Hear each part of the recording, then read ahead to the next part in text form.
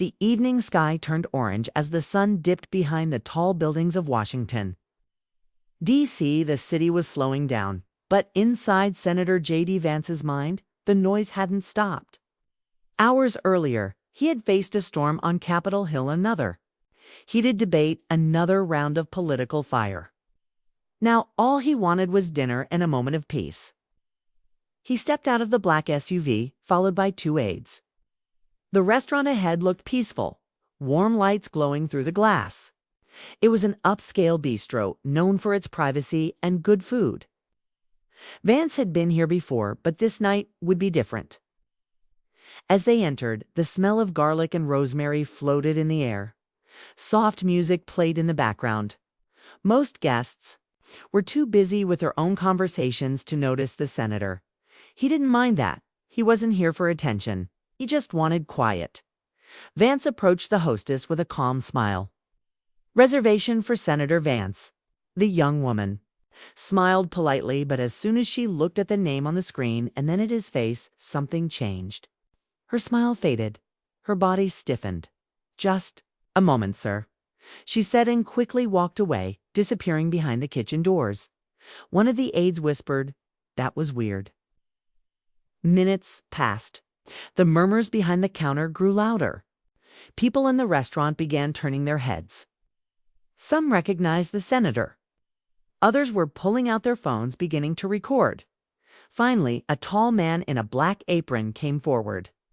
His face was tight with tension. He looked like the manager, "Senator," he said, his voice stiff. "I'm afraid we can't serve you tonight." J.D. Vance blinked slowly. "Excuse me?" The manager took a breath. "We're trying to maintain a safe environment for our staff and customers. Company policy." Vance's expression didn't change. "So this isn't about my reservation? It's about who I am." A longer silence followed. The manager didn't answer. He didn't have to. Vance's voice stayed calm, but his eyes sharpened. "Are you denying me because of what I believe?" More people were filming now. A few had stopped eating. The room was still. Tension crawled like cold air. "We're just trying to keep things peaceful," the manager said, shifting uncomfortably. "Some of our employees feel strongly about certain public figures." Vance nodded slowly. "So do I," he said softly. One of his aides leaned in, whispering, "Let's go. We'll find another place." But Vance held up his hand. Then, without raising his voice, he looked the manager in the eye and said, "Thank you. Thank you for your honesty. But let me return the favor." He reached inside his coat and pulled out a small, pocket-sized book. It was old and wore the U.S. Constitution. Slowly, he placed it on the hostess stand. "This," he said clearly, "guarantees the right to free speech, even when it makes others uncomfortable, especially then." He turned to leave. Aides followed. No anger, no yelling, just silence. But the silence was louder than any shout. Phones kept recording. Some people clapped. Others looked confused. The manager stood frozen. Outside, as the cold air hit his face, Vance didn't speak. But inside, something had shifted. This wasn't just about dinner. This was about something bigger. By the time he reached his car, the video had already been uploaded. A teenager at the back of the restaurant had caught the whole thing. The caption read, "Senator denied dinner, leaves behind Constitution." Within minutes, the internet exploded. On one side, people praised him. "That's leadership." One tweet read, .com/powerful. American, but others called it a stunt. "Crimea River," someone wrote. "Actions have consequences." News outlets picked it up within the hour. Headlines screamed across screens. Senator J.D. Vance refused service at D.C. Bistro. Freedom of speech or dangerous politics. Did the senator stage this? TV hosts on all sides jumped in. Some defended him. Others mocked him. But while the noise grew louder, J.D. Vance stayed silent. He didn't post. He didn't reply. He just sat in the back of his car, watching the city lights blur past the window. One of his aides finally asked, "What are you thinking?" He looked at her, then back at the window. "I'm thinking," he said quietly, "they didn't just refuse me dinner. They gave me something far more dangerous." "What's that?" He paused, then said one word. "A reason." She didn't ask. "Anything else?"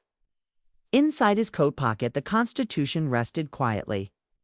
But now, so did something else's single-folded paper note he hadn't placed there. He hadn't felt it before. He unfolded it slowly. No name, no address, just 7 typed words. "You're not the only one they silenced." His breath caught for just a second. Outside, the car kept moving forward. But behind him, something had just begun. The video of the restaurant incident had crossed 1 million views before sunrise.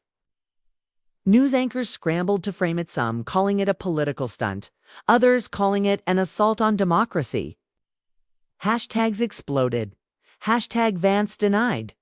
Hashtag diner freedom. Hashtag public silencing. But Senator J.D. Vance hadn't said a word since walking out of that bistro. He sat alone in his office early the next morning, the lights low, the air quiet except for the low hum of a news channel running on mute. His aides were outside, fending off calls from journalists, party members, and even donors, some outraged, others curious. On his desk sat the note he'd found in his coat the night before. "You're not the only one they silenced." He'd read it a dozen times already. No signature, no watermark, plain white paper. He turned it over again and again, searching for something, anything.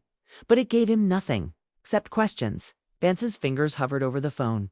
Finally, he tapped a contact he hadn't used in over 3 years, Claire Hastings. Claire had once been his lead intelligence advisor. Brilliant, sharp-tongued, and fiercely private. After a quiet falling out during a closed-door surveillance subcommittee, she had left Washington completely. No goodbye, no trace. But now, when he needed someone who understood the shadows behind the politics, he thought of her. The phone rang, then clicked. "You shouldn't be calling me," she said immediately. No hello, no warmth. "I wouldn't if it weren't serious," Vance replied. A pause. "Let me guess," she said. "It's about the restaurant." "Not exactly," he said, lowering his voice. "Someone left me a note. Said I'm not the only one they've silenced." Claire's voice changed instantly. "Do not talk about this on a government line." "Then meet me," she sighed. "You still in D.C.? I'll send you the location." "Make it neutral," she said, and loud. Then she hung up. Vance leaned back in his chair, mind racing. He hadn't told anyone about the note, not even his aides. He wasn't sure if it was a warning or an invitation. But he knew one thing. This was no longer about a denied meal. At noon, he stepped into a crowded bookstore cafe 3 blocks from Capitol Hill. It was filled with college students, journalists, and tourists. A perfect cover. Claire was already there, sitting in a corner, sunglasses on, reading a book titled Understanding Power Structures. "You're predictable," she said without looking up.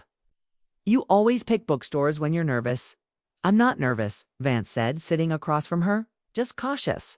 "Same thing in this town," she said. He slid the note across the table. She looked at it once, then folded it and slid it back. "Where did you get this?" "It was in my coat, after the restaurant thing." He nodded. Claire leaned in. "You do realize what that message means, don't you?" Vance stared. "Enlighten me." "It means you've touched something you weren't supposed to," she said. "Again, you think this is connected to the surveillance hearings?" She gave a short laugh. "Not just those hearings. The ones you forgot." Vance narrowed his eyes. "I didn't forget any." Claire looked him straight in the eye. "Didn't you?" Before he could reply, a server approached. They both went quiet. 2 coffees were placed on the table. As soon as the server walked away, Claire pulled out her phone and slid it across to Vance. On the screen was a grainy photo surveillance style. A man in a black coat was entering a side door of the same restaurant from last night. The timestamp was 3 hours before Vance had arrived. "That's Senator Kirkwood," Vance whispered. What was he doing there? Meeting someone? Claire said, "We don't know who, but it wasn't for dinner." Vance sat still, processing. And this restaurant, she continued, isn't just popular with locals. It's also a meeting spot for certain foreign attaches who aren't officially on the books. You're saying the restaurant's part of a back-channel network? I'm saying, she said quietly, you got caught in a place where silence is currency. And now someone's warning me? He asked. Or testing you, she said, seeing if you'll push. Or disappear. Vance looked at the window, the crowd outside, the people walking by with no idea what was happening in their own capital. Why now? He asked. Why me? Because you're visible, Claire said. You made a scene. You handed them the Constitution in front of 100 cameras. Now they either bury you or use you. And what do you want me to do? Claire finished her coffee. Next time you want dinner, she said, standing up, don't order the truth with it. Then she walked out. Vance sat alone, the photos still on the phone in front of him. Senator Kirkwood, a secret meeting, silenced voice, and now a note in his coat. This wasn't about politics anymore. It was about power. And someone had just opened the first door. Rain tapped lightly against the glass window of J.D. Vance's office. The city outside looked gray, blurred by drizzle and smoke from morning traffic, but the storm inside his mind was louder. Claire's warning kept repeating in his head, you touched something you weren't supposed to. And that photo Senator Kirkwood walking into the restaurant 3 hours before Vance had been denied entry wouldn't leave his thoughts. Vance paced slowly. His phone sat untouched on the desk. He knew that every call, every message could be tracked. He also knew Claire wouldn't have shown him that image unless she was certain it meant something. But what? Senator Kirkwood was part of the Intelligence Oversight Committee, the same committee that had buried a classified report Vance once tried to bring into public debate. The report exposed a US BASEC digital surveillance program capable of tracking not just enemies, abroad but political figures, media insiders, even private citizens. The project had been called EchoGrid, and 3 years ago Vance had tried to stop it, but the hearing was shut down. Witnesses disappeared, and Claire, she left before she could testify. Vance opened his bottom drawer and pulled out a locked file. The folder was thin. Most of the EchoGrid evidence had been confiscated, but one thing remained. A printed transcript from an anonymous whistleblower, never aired, never confirmed. The first sentence read, "They know what you'll say before you say it." He stared at the page. Then, as if led by instinct, he grabbed his coat and left the office. An hour later, Vance stood in front of a low-rise office building outside the city once home to a private security firm. Contracted by the U.S. government, the sign on the gate was gone, but he remembered the address. He'd come here during the EchoGrid inquiry to question a man named Elijah Reyna, retired data analyst who had claimed the program had backdoors inside American restaurants, hotels, and private residences. But when Vance had arrived 3 years ago, Elijah had already vanished. Now the building looked empty. He approached the side door. It was locked. But there was a number scrawled on the doorframe in permanent marker. 2214, he recognized it. It wasn't an address. It was the ID code of the EchoGrid file that had gone missing from the Senate archive. The same file Kirkwood had blocked. A dance. Pulled out his phone and sent a secure message to his aide. Noah, pull every digital record on EchoGrid ID 2214. Search independent archives. Focus on private sector crossovers. Noah replied within minutes. 2214 appears linked to a company called Durawave. It's listed as a kitchen analytics platform for high-end restaurants, based in San Jose. No clear funding trail. Want me to keep digging? Vance's heart skipped. Durawave wasn't a kitchen platform. It was the shell company Elijah Reyna had said would be used to hide surveillance equipment in restaurant chains across the country. Smart menus, voice-activated ordering, customer behavior analysis. but behind it, listening tools. Vance typed back, "Yes, urgent." Back at the Capitol, cameras flashed as Senator Kirkwood walked toward a press gaggle. Calm, clean, smooth. As ever, Senator, a reporter called out. "What do you think about the incident involving J.D. Vance being denied service?" Kirkwood gave a dry smile. "We're all subject to the choices of private business owners. Freedom goes both ways." "Do you think his beliefs made the staff uncomfortable?" "I think some people should focus more on policy than performance." The crowd laughed lightly. The cameras followed him as he disappeared into a black car across town. Vance watched the clip from his phone. He paused it on Kirkwood's face. There was no concern, no fear. Just arrogance. He knew something. Claire was right. It wasn't about a dinner. It was a signal. Vance had walked into a space that was more than it seemed, maybe one of the very places Durwave had embedded their tech. And someone didn't want him there. His phone buzzed again. "Noah, I found something." Audio files logged under 2214. Metadata shows one location, the restaurant from last night. Vance's hands clenched. They had audio recordings from the bistro, from before his arrival. Send them now. Minutes later, 3 audio clips arrived. He plugged in headphones. The first was normal kitchen staff chatting, music in the background. The second, the hostess whispering to someone on the phone. "Yes, he just walked in." "What should I tell him?" The third. Silence at first. Then a male voice, low and confident. "Tell him you're fully booked. And make sure the system flags him if he ever returns." It wasn't Kirkwood's voice, but it was someone with power. Someone watching, and someone had recorded it. Vance leaned back in his chair. This wasn't just about surveillance. It was targeted control, blacklists, real-time tracking of political threats under the disguise of restaurant software. He opened a secure folder and began typing a single-line message to Claire. "They didn't just silence us, they're still listening." His hand hovered over the send button. Then, for the first time in years, he felt something crawl up his spine. Not fear, not shock, but anger. Quiet, controlled, focused. This wasn't just political anymore. It was personal. The city lights flickered across the window as J.D. Vance sat in his apartment, the audio clips playing again in his headphones. Each word hit harder than the last. He removed the headset slowly and stared into the dark. Somewhere, someone had flagged him. Somewhere, someone had made a decision to silence him and had the tools to do it without leaving fingerprints. That night, sleep didn't come. By morning, a plan had formed.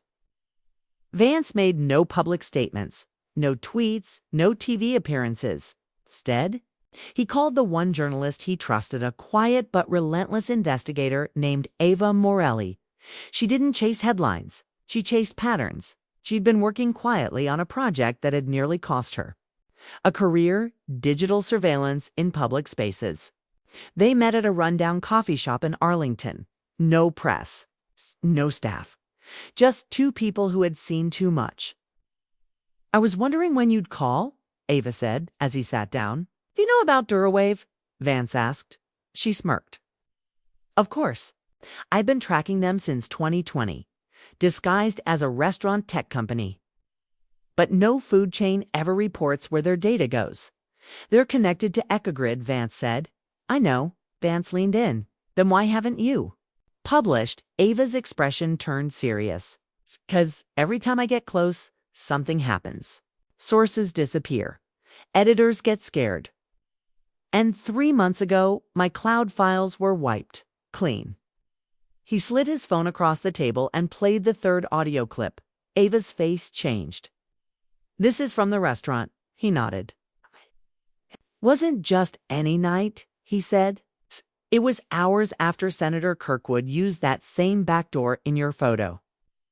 He was there before me. Something happened inside that building." Ava tapped her fingers against her cup. "Then let's start there. What do we know about the restaurant?" "It's a known hangout for diplomatic staff," Vance replied. "They say it's about the food, but I think it's something else." I think it's one of Durawave's embedded sites. Ava looked around carefully, lowered her voice. Embedded sites. Like test labs. Exactly, Vance said. Places where the software listens. Not just to customers, but to the conversations of influence. She looked at him, skeptical but intrigued. So, who's behind it? That's what I want to find out, he said. But I need someone who can trace the money. Someone outside the political system. Ava smiled. You just found her. Back at Capitol Hill, whispers were spreading. News of the audio clips had leaked, though no one had confirmed them yet. A few reporters hinted at restaurant blacklists and silent censorship. But most networks were still focused on the viral video of Vance and the Constitution. Then came the curveball. During a live segment on a morning talk show, a former Durawave employee called in anonymously. I worked on their UI software, the voice said. It wasn't just menus. We were told to install audio capture protocols. Why? The host asked, half shocked, half disbelieving. The caller paused to track behavior, to identify disruptive profiles, anyone too political, too controversial. The host leaned forward. Are you saying there's a real-time listening program active in restaurants? The line went dead, but the damage was done. By evening, Ava's first article dropped. Ears on every table. How Durawave quietly built a listening empire.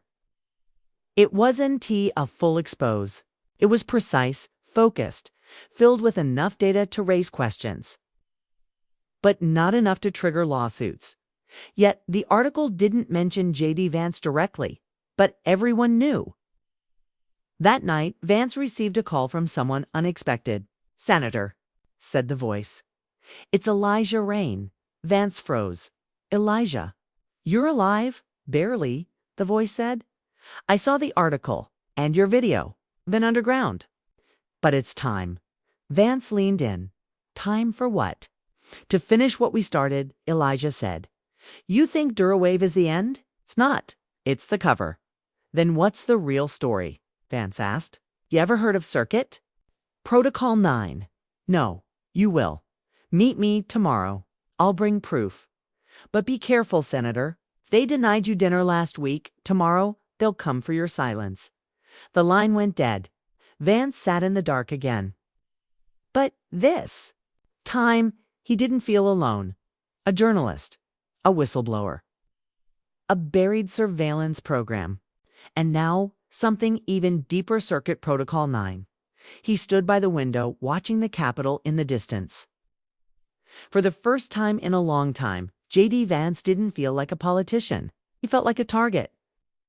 And someone out there had just loaded the next bullet. Rain poured harder the next morning, drenching the marble steps of the Capitol. But inside the storm of J.D. Vance's mind, wasn't water falling it?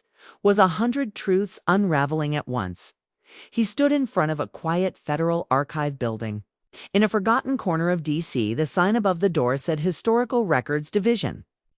But the files inside were far from historic. They were digital ghost decommission programs, off-record meetings, silent policies, and somewhere, in there was a buried phrase Elijah Rain had whispered the night before. Circuit Protocol 9. Vance entered the building quietly. No aides, no security detail. He walked past old security scanners and retired clerks reading newspapers. To them, he was just another suit with clearance dot in the back. He met Ava Morelli. I got you a 1-hour window, she said. That's all they'll allow. She handed him a lanyard with a fake name and a USB stick labeled Maintenance Logs. What's on this? He asked. A blank shell, she said. Once you plug it in, it opens a hidden browser. Elijah said the real files are inside the archive's retired server, buried under budget reports and fake infrastructure codes. Vance nodded and moved into the records lab. Rows of old servers hummed softly. Everything felt frozen in time. He approached Terminal 17, plugged in the USB, waited. The screen flickered. Then loaded a file folder labeled CP9 Redacted. Instances, his hands moved fast. One click, then another. Hidden logs opened. One file stood out. CP9 Real-Time Influence Mapping Protocol. Classified Tier 3 Internal-Only Status. Paused Scope. Continental U.S. plus select foreign nationals embedded via Durawave. CodeGrid. K-client environments, his blood ran cold. The document described a covert program authorized by a private intelligence. Coalition 1, made up of former U.S. officials, tech contractors, and unnamed international backers. Their purpose: not just surveillance, influence mapping, every word, meal, and social interaction of selected public figures was captured, analyzed, and used to predict decisions. But more than that, TIT was meant to shape behavior, nudge opinions, redirect conversations. Before they could go viral, restaurant encounters were just one layer. Another section listed active targets. J.D. Vance's name was there. So was Ava's. So was Elijah Rain's. The screen blinked again. Unauthorized access detected. Session will terminate in 60 seconds. Vance pulled the USB, moved quickly. Nobody stopped him. Nobody asked questions. But he felt eyes on his. Back as he left the building, hours later. Inside his private residence, Vance and Ava sat across from each other. Rain hammered the windows like a warning. "This isn't just political spying," Ava said, scrolling through the stolen files. "This is psychological engineering. They're trying to change outcomes without public knowledge, without laws." Vance nodded. "They're not targeting enemies. They're targeting uncertainty. Anyone who doesn't play the script." He picked up a file labeled Sentiment Suppression. Scenario B, it described protocols used to quietly remove dissident voices from digital spaces by redirecting traffic, limiting reach, or causing algorithmic confusion. A person could vanish online without ever being banned. And Durawave's software was the gateway. "We have to go public," Ava said. "Right now." But before Vance could answer, his phone buzzed. It was Elijah. He answered quickly. "Where are you?" But Elijah didn't reply immediately. Instead, a strange voice came on the line. It wasn't familiar. "Senator Vance," it said. "Mr. Rain can't speak right now." Vance stood up instantly. "Who is this?" The voice ignored him. "You've taken something. We need it returned." "I don't know what you're talking about." "You were warned at the restaurant." The voice continued. "That was polite. This will not be." Then the call ended. Vance froze. His pulse raced. Ava's eyes met his. "They've got him," she said. A wave of anger surged in his chest. But this time, it didn't come with fear, it came with clarity. "They want silence," said. Ava nodded slowly. "They'll come for your credibility. Then your job, then your life." "Let them," Vance said. "But first we release everything."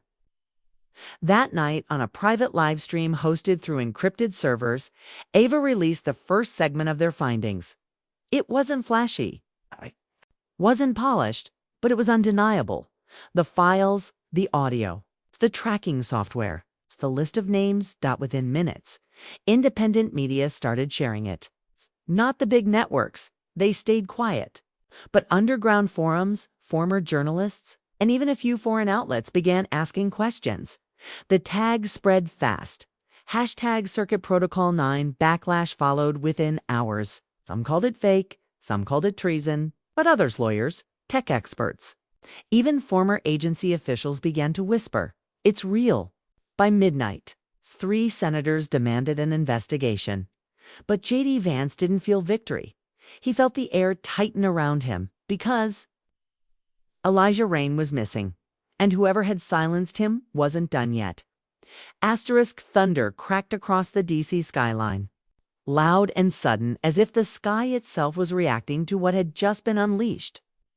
Inside a guarded federal building, screens flickered with activity.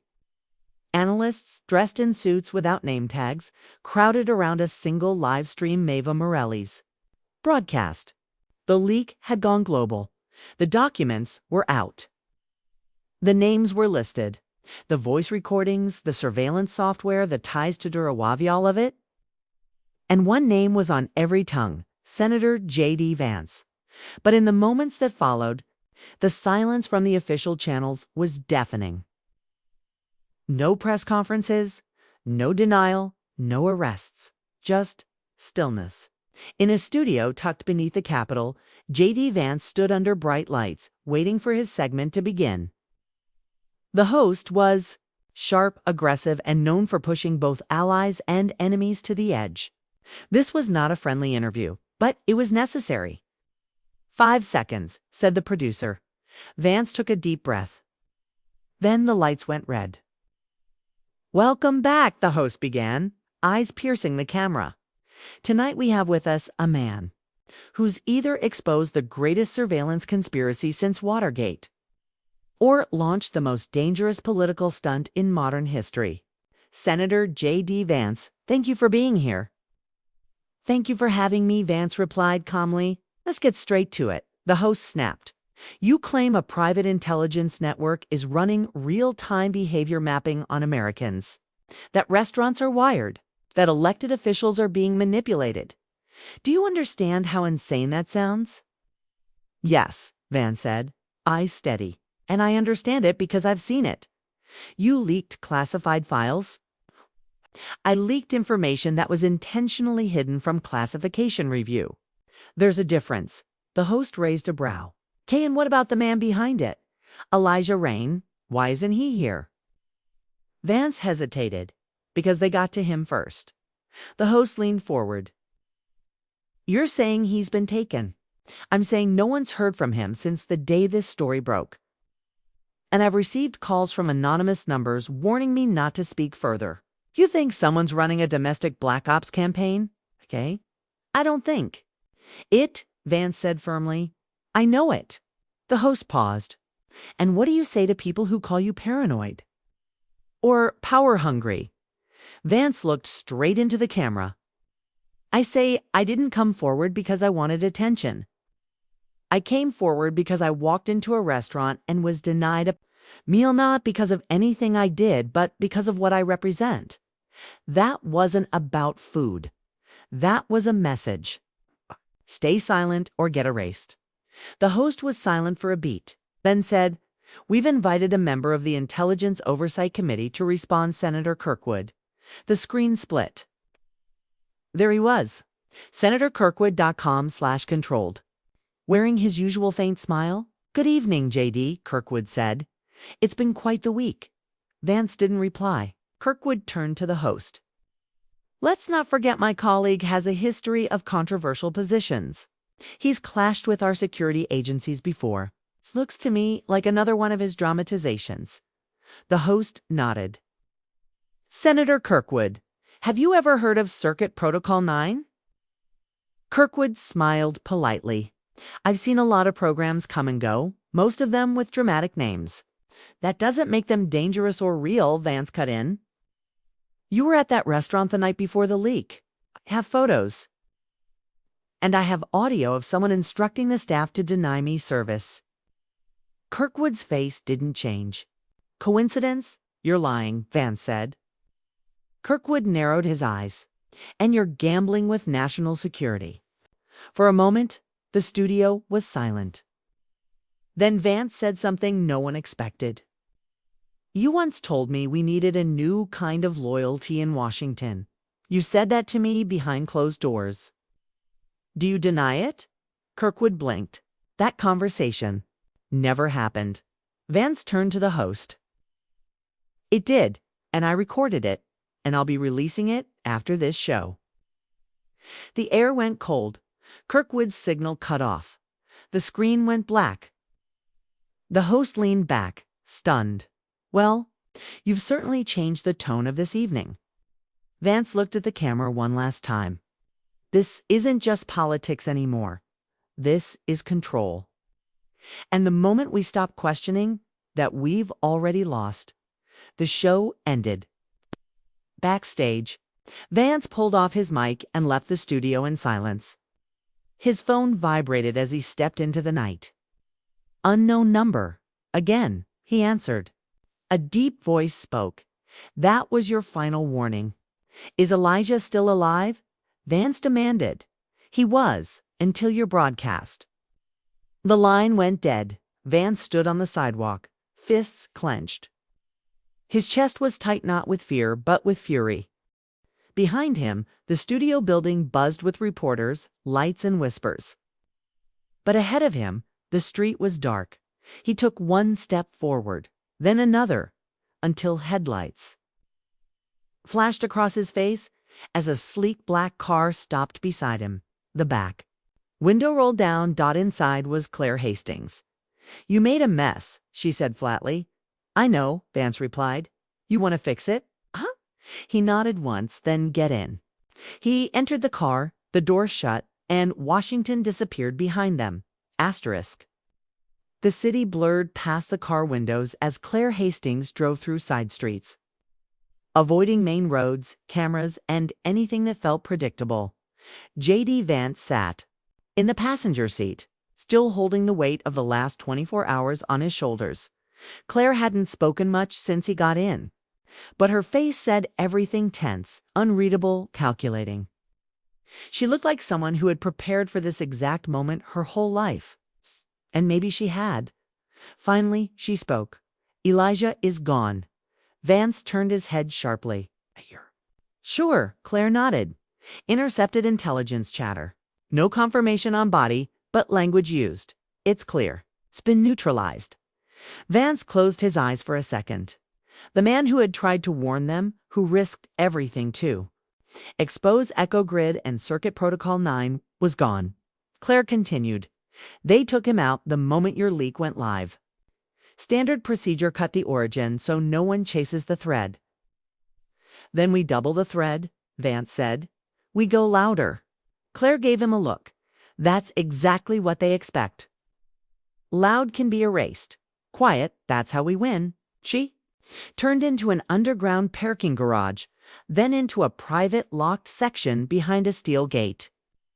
Cameras swiveled to track them, but Claire flashed a coded key card. The gates opened. They entered a black-walled operations room, cold, quiet, dimly lit. Screens lined the walls. A large digital map in the center showed satellite feeds of Washington, D.C., with 3 blinking red dots. "Welcome," Claire said, "to where the real game is played." Vance walked around slowly. "What is this place?" "A private node of disbanded intelligence officers," she replied. "Some of us refused to sign NDAs when Echo Grid was dismantled, so we built our own firewall. Here, no one watches us." "They trust you?" he asked. "They don't have to," she replied. "They just hate the other side more." Claire handed him a tablet. On it, files from something called Operation Corral began to load. Another layer beneath Circuit Protocol 9. "What is this now?" Vance asked. "The next phase," Claire said. "Protocol 9 was just the infrastructure. Coral is the behavior refinement. Imagine training algorithms not just to observe political figures, but to reshape them over time." "You mean?" "Predictive manipulation." "No," she said flatly. "Guided evolution. Create digital environments that reward certain speech, punish other behaviors. Eventually, public figures evolve into exactly what the system wants without ever realizing it." Vance stood still. "So you've already been analyzed, JD," she interrupted. "They know what triggers you, what deflates you, what makes you doubt yourself. It's why they sent the note. Why they let you think you found something on your own." "But I did find something." She looked at him sharply. "Yes, and that made you dangerous. But not because of what you uncovered. It's because of how you reacted." Vance swallowed the lump in his throat. "So what now? They control public behavior, silence threats, erase whistleblowers, and we just hide." "No," she said, walking toward a different monitor. "We flip the rules." She clicked a button. A grainy video loaded on the screen. Footage from the restaurant, not just the night of Vance's denial, but earlier. Hours before, there he was, Senator Kirkwood, entering through the back, shaking hands with a man in a gray coat. No ID badge, no name. Who is that? Vance asked. Foreign liaison. Private sector. Not on any public record. They're using foreign agents now. Claire nodded. The digital manipulation is global now, JD. Echo Grid was just America's branch. Protocol 9 is the international network. Vance leaned on the desk, breathing harder. We have to expose this too. Claire looked at him. That's not enough. You need to force a confrontation public. On their ground, Vance turned slowly. You mean the Senate? No, she said. The hearing committee? Next week, the Intelligence Oversight Board is holding a classified review on foreign influence operations. You're on the list. Vance stared at her. They'll shut me down the moment I speak. She handed him a thin flash drive. Not if this plays first. He looked at it. What's on here? She smiled faintly. Proof of Kirkwood's direct involvement. Unredacted audio, meeting records, movement logs, and a voice print match. To the same man who ordered the restaurant to deny you entry. Vance gripped the drive tightly. Claire leaned in closer. You go into that room, you don't ask questions, show them the answers, one by one, name by name. He nodded slowly. And if they silence me, he asked, then we release it ourselves. She gestured to the screens. This place is wired into the deep net. Everything can go live in seconds. They won't be able to shut it down in time. A long silence passed between them. Then Vance said quietly, this isn't just a leak anymore. Claire nodded. No, this is warfare, and it starts in 7 days. That night, Vance sat alone in a secure bunker beneath the Capitol. The flash drive rested on the table in front of him. One piece of plastic holding the power to tear apart the silent machine. Above ground, the headlines were spinning out of control. Where is Elijah Rain? Vance accuses Senate of covert control system. Kirkwood calls allegations dangerous fiction. But in the darkness of that bunker, J.D. Vance knew one truth. Fiction couldn't erase Elijah.